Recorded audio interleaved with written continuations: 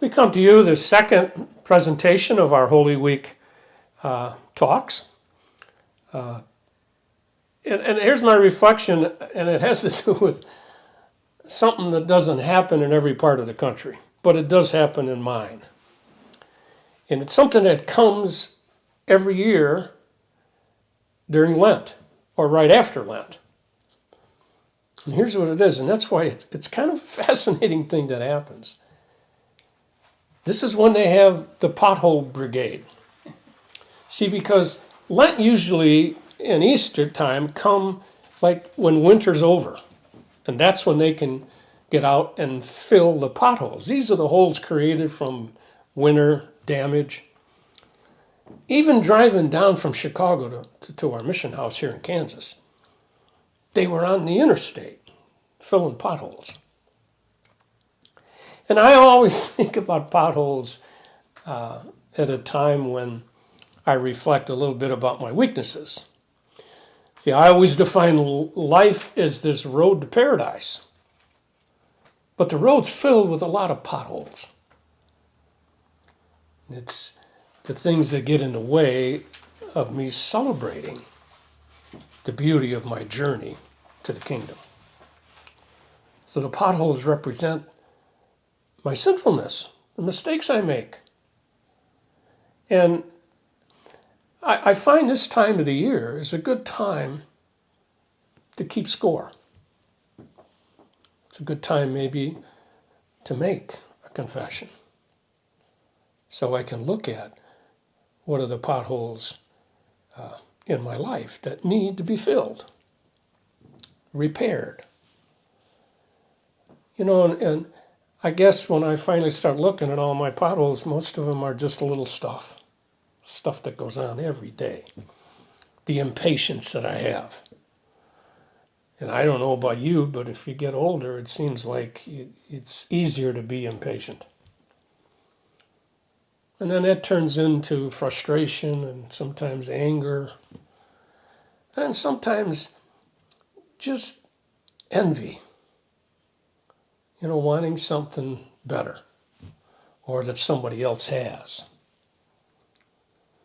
Or how about just all the little stuff that goes on all day where I forget about God. You know, those are the little things that happen. And then I guess probably the worst pothole is how easy it is to judge. And that pothole needs to be repaired because God's the only judge. I was thinking about little stuff that goes on. And it's a great story about, you know, the guy, he goes early to the movie theater every time he wants to see a movie. He goes before 8 o'clock in the morning. And the manager, you know, finally he stopped him one time and he said, "Hey, I noticed you come so early in the morning. You come that early because you want to get in before they raise the prices?" He said, "No, I want to get in before there are prices." You know, it's that little stuff that, you know, you're trying to cut corners, trying to get away with something. Nobody will see me. It's no big deal. All of that stuff. So what do I do about it? I think it's time that I admit that I make mistakes, admit my sinfulness, and then beg for forgiveness. You know, I often thought that if I was asked the question by any of you, and you'd say, "Why do you really love God? Is it because He has worked a miracle in your life? Or because He forgives you?" And you have to make a choice, let's say. Boy, that's a tough one. I'm sure I should be able to say, it's not the miracle. It's the forgiveness. The fact that my God loves me no matter what I do. And He forgives me. So I need to seek that out. I need to be be someone who seeks forgiveness. And so that Holy Week, as we celebrate Jesus' last days before he suffered and died for my sins, I got to know he bought a ticket to heaven for me. He paid for it. And so the joy now for me is I have a ticket to heaven. One of the great books written on Holy Week, I don't know the author now, but it had to do with the 7 last words of Jesus. And one of the words or phrases that he used while he was on the cross is that he turned to the thief who was next to him and he said, "This day you will be with me in paradise." And I interpret that phrase to mean he was speaking to you and to me when he said, heaven is in your future. Heaven's in your future. God has prepared a place for you. Jesus said that. And I'm going to go back and prepare that place for you. So maybe it's important during Holy Week to just thank God that he offers us the kingdom of heaven. This is not often, but every once in a while I ask myself, and I even ask other people, where's heaven? Where is it? Where are my mom and dad? Where's Bob, Marianne, our mom and dad? Where are they? Are they in the cemetery? And what are they doing? They're not in the cemetery, and they're in this place. I believe it's a place because I was taught, and it's a teaching of the church, that Mary, our Blessed Mother, was assumed body and soul into heaven. Not just the soul, but body and soul. And a philosopher told me that if you have a body, you have to have a place. So I believe there's a place. But I always ask this question, what are they doing? When little kids die, or their friend dies, we always say at the funeral, well, now he'll get to see Grandma and Grandpa, and he'll get to see all those people who went before him. And I'm thinking, well, where do you get that? How do we know all that?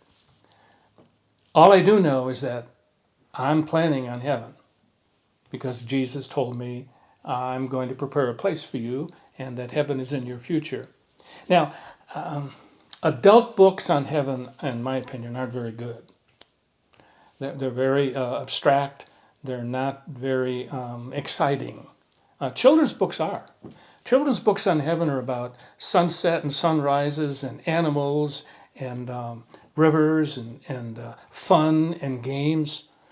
No wonder you give that to a kid. He goes, "Wow, I'd like to go there. I just soon go there."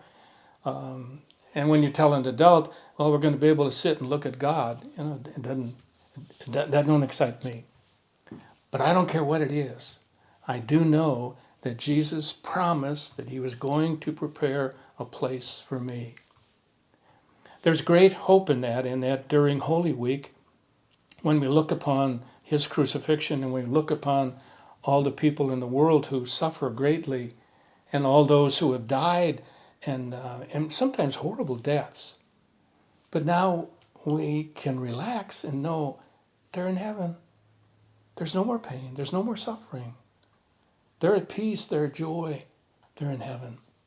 I'll tell you one last thing. There was a family friend of mine in Kansas City here, and they had 11 children. They had so many kids, but one of the youngest of the children got cancer, and he spent all his life cancer, 21 years of surgeries and medicine, and then at 22 he died. So I was at the hospital. He wanted to go to confession. He had such a great devotion to our mission prayer. He said that every day. And so anyway, I went to the hospital, and he wanted to go to confession. And I was in the room, and after he went to confession, I asked him. I said, "Andy, what are you worried about? What are you worried about? You're going to die." He said, "Oh, I'm going to die, Father." I said, "What are you worried about?" And his answer was, he said, "Father, I don't know anybody there. Everybody I know is still living. So I told him, I said, you're going to get to see John Gabriel Perbor, the guy who wrote the prayer, that you're going to see the Blessed Mother and all. And then he lit up and he had such great faith. So I don't know where it is. I don't know what they're doing. I know it's going to be unbelievably happy. And it's going to be something because Jesus said, I'm going to prepare a place for you. So, heaven's in your future if you want it. That's his message.